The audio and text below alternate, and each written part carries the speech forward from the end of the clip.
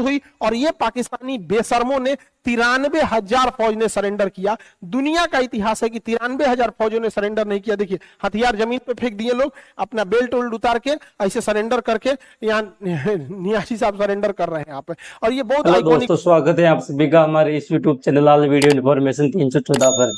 दोस्तों, आज हम जिस वीडियो पर अपना रिएक्शन देने वाले हैं दोस्तों, वह वीडियो है सबके जाने माने पहचाने खान सर, पटना के खान सर।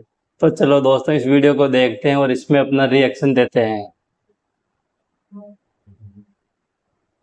हिंद। देखिए बांग्लादेश में अभी जो हालिया घटना हुई है और शेख हसीना को वापस भारत में शरण लेना पड़ा है, कोई ऐसा नहीं है कि ये पहली बार शरण ली है। और इससे बाद इस एक समय था जब बांग्लादेश में ये लौट के गई थी और शेख हसीना वापस बांग्लादेश लौट के जाएंगी और फिर चुनाव लड़ेंगी। इसके बांग्लादेश में आखिर ऐसा क्यों हो रहा है, इसको जानने के लिए हम लोग को आजादी के समय से एक लंबे इतिहास से पीछे चलना पड़ेगा। जब ये पश्चिमी पाकिस्तान और पूर्वी पाकिस्तान एक ही थे, यहाँ पर ये दोनों एक ही थे और इनके संसद भवन को नेशनल असेंबली कहते हैं। जैसे हमारे यहाँ पार्लियामेंट संसद भवन कहते हैं, इसको नेशनल असेंबली कहते हैं, जिसमें 300 सीटें हैं। बहुमत के लिए 151 चाहिए तो सरकार बना लेंगे। जब चुनाव हुआ तो वहां दो प्रमुख पार्टियां लड़ रही थी। पाकिस्तान पीपुल्स पार्टी की ओर से थे जुल्फिकार अली भुट्टो और आवामी लीग की ओर से लड़ रहे थे शेख मुजीबुर रहमान। शेख मुजीबुर रहमान ये पूर्वी पाकिस्तान के रहने वाले थे और जुल्फिकार अली भुट्टो जो थे वो पश्चिमी पाकिस्तान के थे। चुनाव में जो होता है, जुल्फिकार अली भुट्टो हार जाते हैं, इन्हें केवल 86 सीटें मिलती हैं, जबकि बहुमत के लिए 151 सीटें चाहिए होती हैं। इन पार्टी पाकिस्तान पीपुल्स पार्टी हार जाती है, जबकि शेख मुजीबुर रहमान की पार्टी आवामी लीग 167 वोट पाती है, यानी 151 से ज्यादा पाती है, 40% वोट पा जाती है। आप ऐसे ही समझिए कि मोदी जी को 36% वोट मिला है, बीजेपी को 36% और इन्हें 40%। कितना था? तो बांग्लादेश के लोगों में बहुत खुशी हुई थी कि मतलब उस समय बांग्लादेश नहीं था, पूर्वी पाकिस्तान के हमारे एरिया का प्रधानमंत्री बनने जा रहा है, हमें विकास होगा। जैसे भारत में कैसे होता है कि साउथ से कोई प्रधानमंत्री बनेगा तो साउथ के लोग खुश होंगे ज्यादा। जैसे अभी प्रधानमंत्री नरेंद्र मोदी गुजरात से हैं तो गुजरात के लोगों को लगता है हमारे यहाँ से गए हैं, तो इसे सबको लगता है, तो ये लोग भी खुश थे। तो जब ये शपथ लेने यहाँ गए ना, तो ये जो थे जुल्फिकार अली भुट्टो यहिया खान से मिलकर इनको जेल में बंद कर दिया। कहा कि नहीं, तुम बंगाली है, तुम लोग कैसे प्रधानमंत्री बनेगा। तो ये लोग ना यहाँ के लोगों को बड़ी हीन नजर से देखते थे, काला बोलते थे, बंगाली बोलते थे, उल्टा सीधा बात बोलते थे यहाँ के लोगों को। और ये लोग तब देखे लो कि भैया इतना तक तो डिस्क्रिमिनेशन चल रहा था, बट इनके प्रधानमंत्री को जेल में डाल दिया गया, तो यहाँ बगावत हो गई। जब बगावत हो गई तो शेख मुजीबुर रहमान को छोड़ा गया और जब वो छूट के आए बांग्लादेश में तो उन्होंने कह दिया कि बांग्लादेश, ये पूर्वी पाकिस्तान अब पाकिस्तान का भाग नहीं रह सकता है, हमें अपना अलग बांग्लादेश बनाना पड़ेगा। और इसके लिए एक लंबा आंदोलन छेड़ दिए यहाँ पे। जब ये आंदोलन छेड़ा गया तो ये जो खचरा है जुल्फिकार अली भुट्टो, इसने वहां भेजा जनरल टिक्का खान को। जनरल टिक्का खान जब बांग्लादेश पहुंचा, उस समय पूर्वी पाकिस्तान था, तो यहां पर आंदोलन कर रहे लोगों पर इतना अत्याचार किया कि बांग्लादेश में, यानी उस समय का पूर्वी पाकिस्तान में, इसने ऑपरेशन सर्च लाइट चालू किया और 30 लाख लोगों की हत्या कराया था। 30 लाख लोगों की हत्या कराने के कारण से जनरल टिक्का खान को बूचर ऑफ बांग्लादेश कहा जाता है। और इसने 4 लाख औरतों का रेप कर दिया था, अपने देश की 4 लाख महिलाओं का रेप किया। और ये कह के किया कि रेप करो ताकि इससे जो अगली बच्चे पैदा होंगे रेप के कारण, तो वो पश्चिमी पाकिस्तान का डीएनए उसमें ज्यादा पाया जाएगा और वो लोग आजादी की मांग नहीं उठाएंगे। यहाँ पर इस तरह का ये नीच आदमी था। इस जघन्य अपराध के बाद यहाँ पूर्वी पाकिस्तान से शरण लेने के लिए भारत में लोग भागने लगे, जैसे तैसे अपनी जान बचा के भागने लगे। यहाँ इंदिरा गांधी की सरकार थी और मानेक शाह हमारे उस समय के जनरल साहब थे, तो इन लोगों ने भी तैयारी कर ली थी कि आगे कुछ होने वाला है। तो बांग्लादेश के लोगों ने, वहां के लोगों ने एक अपनी अलग संगठन बनाई, मुक्ति वाहिनी। मुक्ति वाहिनी को भारत का खुला सपोर्ट था और मुक्ति वाहिनी के लोग थे वो बांग्लादेश के ही लोग थे। वहां पे वो कह रहे थे कि अब हम पाकिस्तान में नहीं रहेंगे, हमें अलग देश चाहिए। जबकि यहाँ पे जो जनरल टिक्का खान था उसने 3 ब्रिगेड बनाया था, अल बद्र, अल शम्स और रजाकार, जिसमें सबसे जालिम जो थे सब वो रजाकार थे। सब सबसे ज्यादा रेप किया, सबसे ज्यादा मर्डर किया तो ये रजाकार थे सब। रजाकारों की संख्या 50,000 थी, ये 50,000 मिलके 30 लाख लोगों को मार दिए सब और 4 लाख से ज्यादा महिलाओं का रेप किए सब यहाँ पर। और इधर से लड़ रही थी मुक्ति वाहिनी। मुक्ति वाहिनी का भारतीय इंडियन आर्मी सपोर्ट कर रही थी। अंततः मुक्ति वाहिनी की जीत हुई और ये पाकिस्तानी बेशर्मों ने 93,000 फौज ने सरेंडर किया। दुनिया का इतिहास है कि 93,000 फौजों ने सरेंडर नहीं किया। देखिए हथियार जमीन पे फेंक दिए लोग, अपना बेल्ट उल्ट उतार के ऐसे सरेंडर करके नियासी साहब सरेंडर कर रहे हैं यहाँ पे। और ये बहुत आइकॉनिक फोटो है यहाँ पर। तो यहाँ हो गया इस प्रकार बांग्लादेश का निर्माण। वेरीफाइड है। बांग्लादेश का निर्माण हुआ, यहीं से विवाद चालू हुआ। पाकिस्तान देखना नहीं चाहता था शेख मुजीबुर रहमान को, और शेख मुजीबुर रहमान का साथ दिए थे उस समय के आर्मी जनरल जियाउर रहमान। तो जियाउर रहमान और शेख मुजीबुर रहमान दोनों मिलकर बांग्लादेश की स्वतंत्रता में आंदोलन में भाग लिया था। लेकिन जियाउर रहमान का कहना था कि हमारा उतना नाम नहीं हुआ, ज्यादा नाम इनका हुआ। रीजन क्या है, ये पॉलिटिशियन थे, वो सेना के आदमी थे, तो सेना के आदमी का बैकग्राउंड उतना पता नहीं चलता यहाँ पे। तो यहाँ पर इन्हें फादर ऑफ बांग्लादेश कहा जाता है। बांग्लादेश की स्थापना किया, और जैसे हमारे यहाँ father of nation Mahatma Gandhi को कहते हैं, वहां शेख मुजीबुर रहमान को कहते हैं। ये भारत के प्रति बड़ी अच्छा इनका विचारधारा था, सेकुलर विचारधारा के थे और सबको लेके चलने वाले थे। लेकिन पाकिस्तान इनके पीछे पड़ा था और पाकिस्तान चाहता था इन्हें मरवा दिया जाए, और हुआ भी ऐसे ही। आजादी के महज 1972 में पाकिस्तान ने मान्यता दिया बांग्लादेश को। 3 साल बाद 15 अगस्त 1975 को 15 अगस्त 1975 को शेख मुजीबुर रहमान अपने घर में थे। उस समय आर्मी के कुछ लोग आए, आर्मी वाले कुछ वर्दीधारी इनके घर में घुसे और घर में घुस के गोलियां चलाने लगे। जब गोलियां चलाने लगे तो ये सीढ़ियों से उतर रहे थे, तो यहीं पे गोली मार दिया गया। इन्हीं सीढ़ियों पे शेख मुजीबुर रहमान को गोली मार दिया गया और उनके घर में 17 लोगों को मार दिया गया। हद तो तब हुआ जब उनके 10 साल के लड़का को भी मार दिया गया। 10 साल के लड़का को बच्चे को भी नहीं छोड़ा। एक परिवार में जब 17 लोग की मौत होगी तो क्या बीतता होगा। शेख मुजीबुर रहमान का पूरा खानदान उजाड़ दिया गया था। एक आदमी की मृत्यु होती है तो हालत खराब हो जाता है, और यहां पर इन्हें इतनी बेरहमी से मारा गया और लाश को ऐसे दफनाया गया था। सोचिए पाकिस्तान वाले कितने निर्मम हत्या थे। अरे भाई, अगर किसी की जान ले भी लियो, अब मर गया है, तो मरने के बाद लाश से क्या बदतमीजी करना है। एक गड्ढा में जानवर की तरह लाश दफनाए थे सब।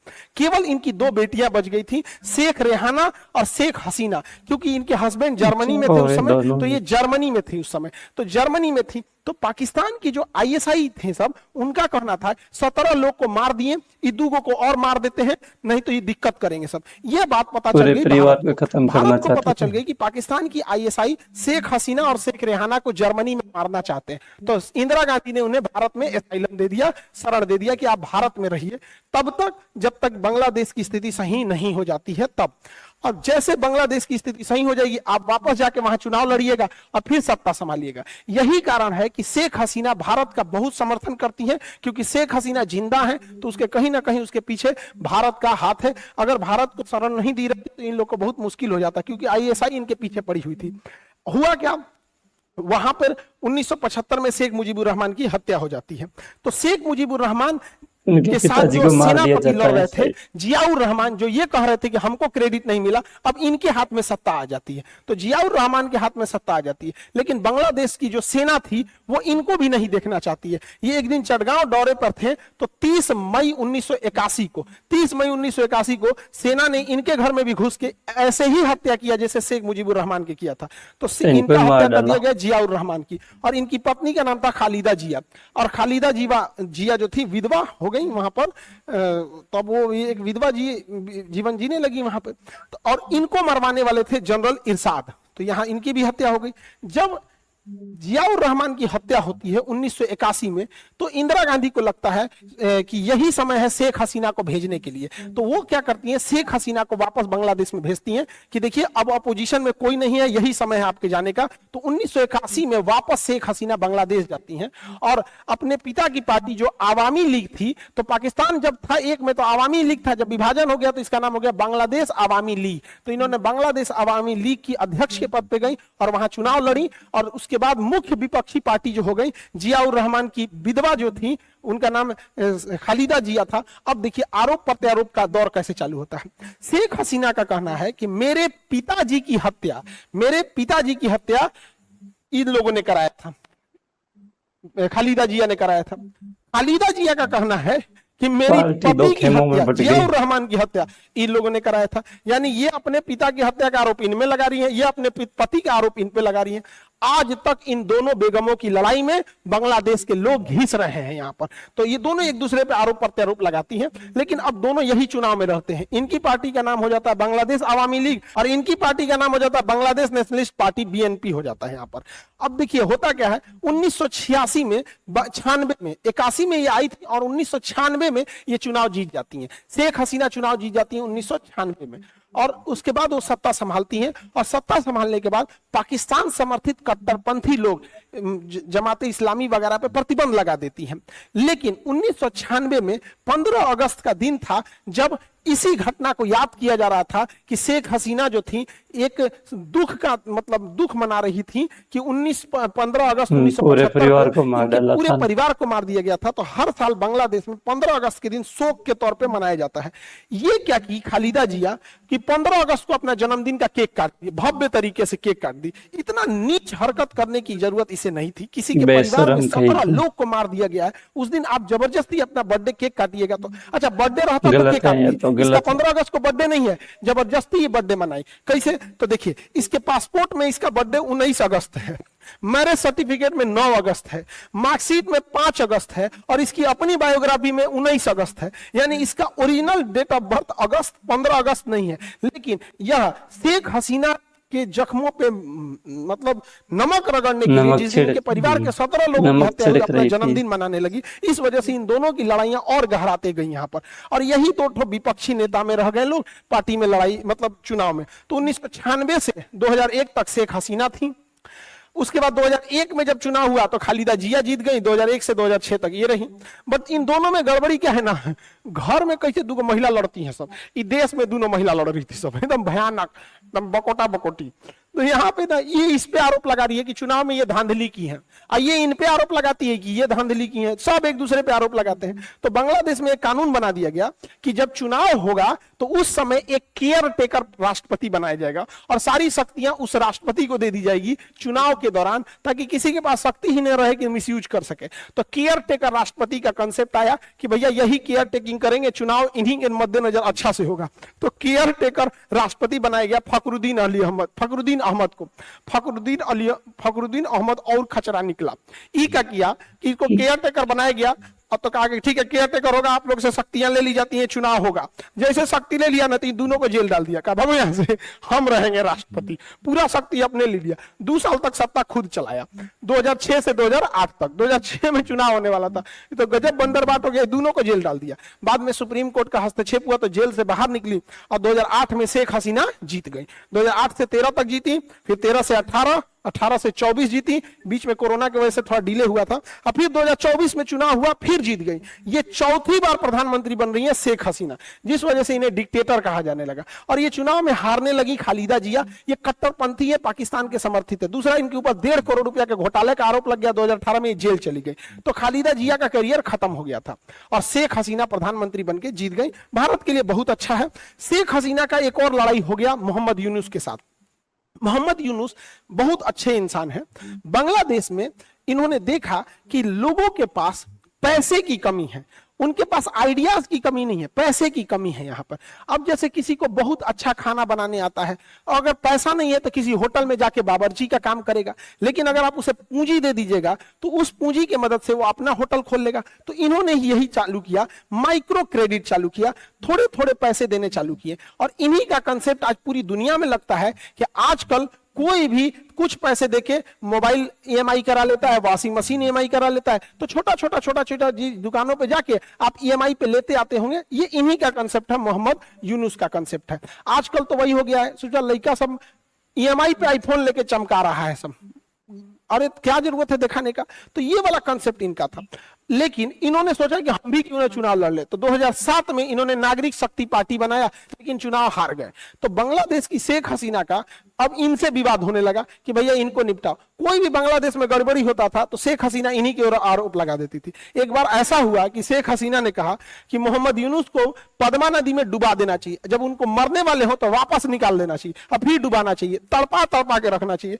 तो शेख हसीना का इनके साथ भी विवाद चल रहा था। अभी यही है केयर टेकर प्रधानमंत्री बांग्लादेश का। देखिए बांग्लादेश में 2 प्रमुख नदी देखेंगे तो ब्रह्मपुत्र नदी चाइना से होते हुए बांग्लादेश में जाती है। ब्रह्मपुत्र नदी को भारत में ब्रह्मपुत्र कहेंगे लेकिन बांग्लादेश में जमुना कहते हैं। और गंगा नदी जब बांग्लादेश में प्रवेश करती है तो उसे पद्मा कहते हैं। तो जो पद्मा नदी में डुबाने की बात थी वो एक्चुअल में गंगा नदी है, गंगा को बांग्लादेश में पद्मा कहते हैं। जब ये दोनों मिल जाती है, इनकी संयुक्त धारा में एक मेघना आके मिलती है, तो इनको संयुक्त, दोनों की संयुक्त धारा को हम मेघना नदी कहते हैं। ये तो ज्योग्राफी का टॉपिक है। अब देखिए, जब 2024 में शेख हसीना चुनाव जीतती हैं तो चुनाव जीतने के बाद एक बहुत ही मेच्योर्ड प्रधानमंत्री के तौर पर ये अपने देश का भला सोचते हुए भारत को भी लेके चलती हैं, चाइना को भी, रसिया से भी। यानी बांग्लादेश तीनों को बैलेंस करके चल रहा था। न ज्यादा रसिया, चाइना, इंडिया किसी को ज्यादा फेवर नहीं कर रहा था, क्योंकि ये हकीकत भी है। और ये बहुत मेजोरिटी से जीत के आई थी, 300 में से 222 सीट यानी 41% चुनाव जीत के आई थी वोट। लेकिन एक रिजर्वेशन की वजह से यहां बवाल हो गया। रिजर्वेशन था कि 1971 की जो लड़ाई हुई थी स्वतंत्र कराने के लिए बांग्लादेश में, उसमें कुछ आरक्षण की व्यवस्था की थी। बांग्लादेश में आरक्षण जाति धर्म के नाम पे नहीं है, स्वतंत्रता सेनानियों को है। तो 1972 में 30% आरक्षण दिया गया स्वतंत्रता सेनानियों को कि जो फ्रीडम फाइटर हैं। लेकिन 1972 के बाद 1997 में यह 30% आरक्षण उन फ्रीडम फाइटर के बच्चों को भी दे दिया गया। तो लोगों ने कहा कि भैया फ्रीडम फाइटर के बच्चों को क्यों दे रहे हो? फिर लोगों ने बर्दाश्त किया कि चलो भाई बच्चे को दे देते हो, ठीक है। 2010 में शेख हसीना जब प्रधानमंत्री आती थी तो फ्रीडम फाइटर को बहुत महत्व देती थी, क्योंकि फ्रीडम फाइटर इनके पार्टी में ज्यादा थे। तो फ्रीडम फाइटर के नाती पोता को भी आरक्षण दिया गया। ये और बांग्लादेश में होने लगा कि भैया आप सबको आरक्षण देते जाएंगे, जो लड़ा था उसको दिए, ठीक है, उसको बच्चा को दिए, फिर बच्चा के बच्चा को दे रहे हैं, ये ठीक नहीं है। तो जब विरोध होने लगा तो शेख हसीना ने 2018 में यह 30% आरक्षण खत्म कर दिया। तो देश में बवाल खत्म हो गया, आरक्षण को खत्म कर दिया। लेकिन इसी बीच एक स्वतंत्रता सेनानी पहुंच गया हाईकोर्ट, और हाईकोर्ट में कहा कि नहीं, हमें आरक्षण मिलना चाहिए क्योंकि हमने स्वतंत्रता की लड़ाई लड़ी थी। इसी साल 2024 में हाईकोर्ट ने कहा कि नहीं, वापस 30% दे दो। तो भैया इसमें शेख हसीना ने तो दिया नहीं था, इसमें तो हाईकोर्ट ने दिया था। लेकिन लोग भड़क गए शेख हसीना पे। याद कीजिए, यही घटना हुई थी मणिपुर में।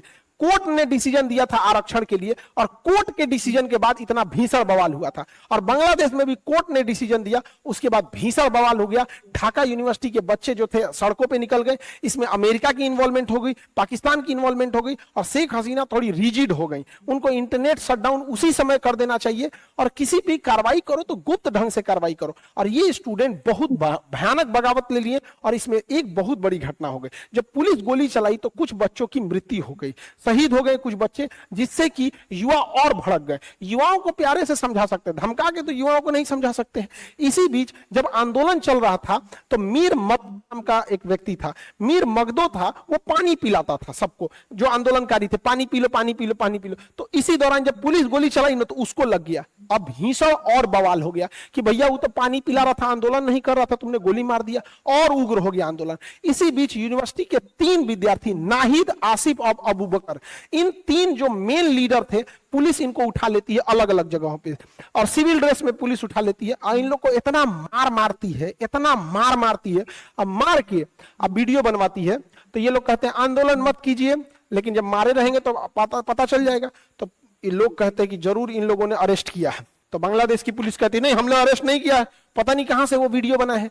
तब तक इसी बीच बांग्लादेश पुलिस जब इसमें नाहिद को उठा रही थी तो उस दौरान एक वीडियो बन गया था कि पुलिस अरेस्ट करके ले जा रही है। अरे बांग्लादेश का पुलिस, तुम लोग को इतना बुद्धि नहीं है कि इन लोग को जब उठा रहे हो तो सिविल ड्रेस में उठाओ। अच्छा, एसटीएफ सिविल ड्रेस में ही उठाई थी, लेकिन उनके गाड़ी पे लिखा हुआ था पुलिस। बकलोल कहीं का भाड़ा पे बोलोरो ले आता, पता नहीं चलता। तो किसी ने वीडियो बना लिया था कि पुलिस ने उठा के ले गई है। फिर पुलिस के ऊपर दबाव बना तो पुलिस इन तीनों को छोड़ी। जब इन तीनों को छोड़ी तो मीडिया वाले पूछे कि आपने ऐसा वीडियो क्यों बनाया था कि आंदोलन रद्द कर दिया जाए।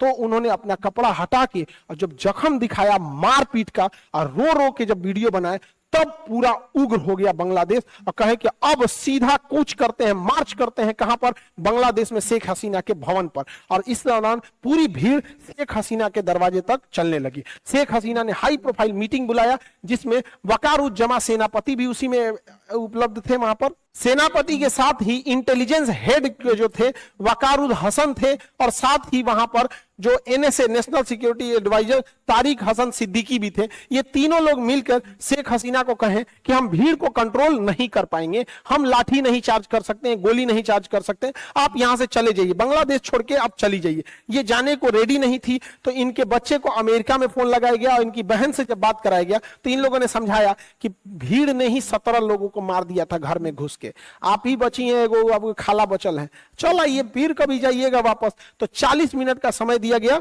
और सेनापति ने इन्हें वापस हेलीकॉप्टर से फिर जहाज में बैठा के भारत भेज दिया, जबकि ये सेनापति बनने लायक नहीं थे, वकारुज्जमा सेकंड सीनियर थे।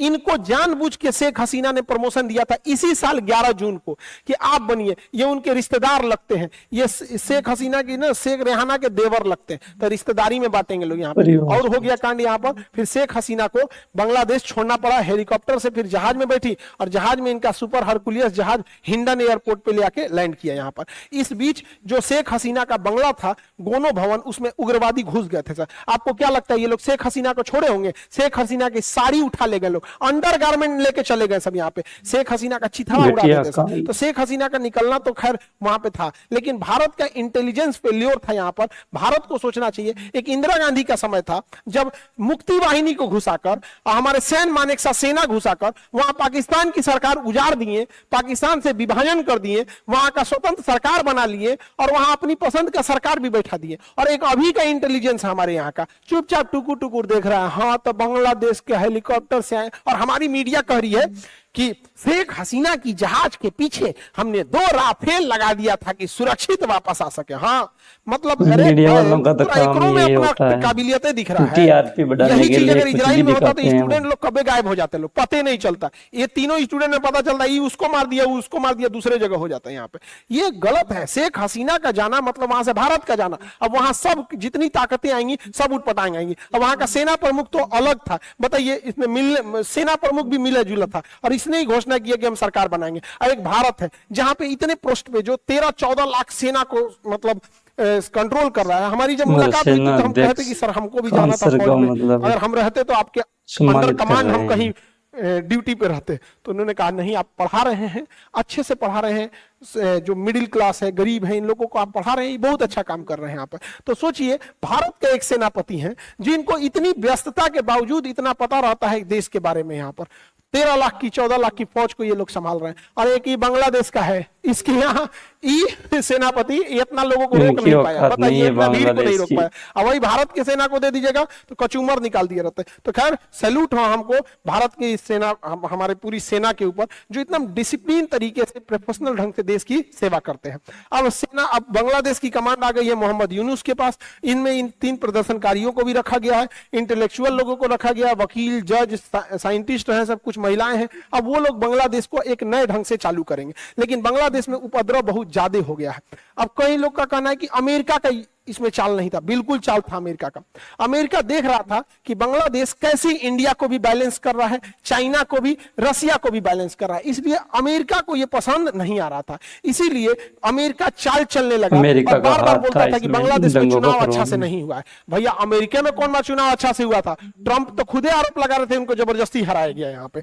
तो अमेरिका ने क्या कहा, मतलब शेख हसीना का कहना था कि अमेरिका यहाँ सेंट मार्टिन आइलैंड चाहता है। क्यों? क्योंकि चाइना के जितने भी जहाज हैं ये मलक्का स्ट्रेट से निकलते हैं, इस पर नजर रखने के लिए चाइना चाहता है, अमेरिका चाहता है। तो शेख हसीना ने मना कर दिया कि यहाँ अगर अमेरिका को दे देंगे तो भारत भी नाराज हो जाएगा, चाइना भी नाराज हो जाएगा, इन दोनों की वजह से रसिया भी नाराज हो जाएगा। तो मना कर दिया यहाँ पर। यही आरोप लगाई थी अमेरिका के ऊपर। अभी हाल ही में अमेरिका के डेलीगेट्स आए थे सब बांग्लादेश में। अब देखिए अमेरिका का योगदान कैसे नहीं है। बांग्लादेश में आए थे सब, उन्हें कायदे से बांग्लादेश के प्रधानमंत्री से मिलना चाहिए और नेता विपक्ष से भी मिलना चाहिए। उन लोगों ने प्रधानमंत्री से मुलाकात नहीं किया, डायरेक्ट मिले, नेता विपक्ष से चले गए। बताइए कोई तरीका है? तो साफ वो दिखा रहे थे लोग कि ये बांग्लादेश में अमेरिका का इंटरवेंशन है। विदाउट अमेरिका का इंटरवेंशन ऐसा हो ही नहीं सकता है। यूएनओ की बेशर्मी देखिए, यूएनओ क्या कह रहा है कि प्रदर्शनकारियों पे लाठीचार्ज नहीं होना चाहिए, ये इनका अधिकार है। अरे ये चोट्टे प्रदर्शनकारी शेख हसीना का अंडरगारमेंट नोच के लेके चल गए, सब साड़ी नोच के लेके चल गया सब, इनके पर प्रोटेस्ट नहीं होना चाहिए, इनका अधिकार है। और कश्मीर में जब हम लोग आतंकवादियों को मारते हैं ना तो हम लोग पे इंक्वायरी बैठा देता है। अब बांग्लादेश में हिंदुओं के साथ, माइनॉरिटी के साथ अत्याचार बढ़ जाएगा। बांग्लादेश में हिंदुओं के साथ अत्याचार हो रहा है, ये बहुत गलत हो रहा है। हसीना की वो न्यूट्रल सेकुलर सरकार बढ़ जाएगा। अब सरकार इस पे कितना रोक सरकार को एक्शन लेना चाहिए उनके ऊपर। और वहां पर शेख मुजीबुर रहमान का पुतला गिरा दिया सर। क्या ये स्टूडेंट है सब? नहीं है सर। और हम लोग कह रहे हैं बहुत गलत हुआ, शेख मुजीबुर रहमान का पुतला नहीं गिराना चाहिए। अब भारत में जब गांधी जी लोग को मारते हैं लोग तो इनकी जो कहते हैं लोग नाथूराम गोडसे की जय, तो दुनिया हम लोगों का तारीफ करती होगी। जब हम लोग बांग्लादेश को कहते हैं, इतना समझते कि भाई तुम्हारा देश का राष्ट्रपिता है, उसको पुतला मत फूको, तो हम लोग में भी यही होता है। तो रेडिकलाइज नहीं होना चाहिए, देश के लिए अच्छा बात नहीं। दोस्तों आपने ये वीडियो देखा और पता चल गया होगा कि पाकिस्तान से बांग्लादेश का विभाजन होने में किस प्रकार भारत ने अपनी मदद की थी, पर लेकिन वही बांग्लादेश आज वहां पर रह रहे हिंदुओं के ऊपर बहुत अत्याचार कर रहा है। भारत ने 1971 में जिस प्रकार बांग्लादेश को पाकिस्तान से अलग होने में अपनी अहम भूमिका निभाई थी, वही बांग्लादेश आज भारत के पीठ पीछे सुराग गोपने का काम कर रहा है। भारत सरकार को एक्शन लेना चाहिए और बांग्लादेश के ऊपर कब्जा कर लेना चाहिए, क्योंकि वहाँ के कट्टरपंथी लोग जो है ना, वो हिंदुओं के ऊपर बहुत अत्याचार कर रहे हैं। इस पर भारत सरकार को ध्यान देना चाहिए और वहाँ पर हिंदुओं पर हो रहे अत्याचारों के खिलाफ अपनी आवाज उठानी चाहिए। तो दोस्तों आपको ये वीडियो कैसा लगा? दोस्तों वीडियो अच्छा लगा हो तो वीडियो को लाइक करें और शेयर करें। दोस्तों ऐसे वीडियो देखने के लिए हमारे यूट्यूब चैनल को जरूर सब्सक्राइब करें। तो दोस्तों मिलते हैं अगले नेक्स्ट वीडियो में, तब तक के लिए दोस्तों जय हिंद, वंदे मातरम।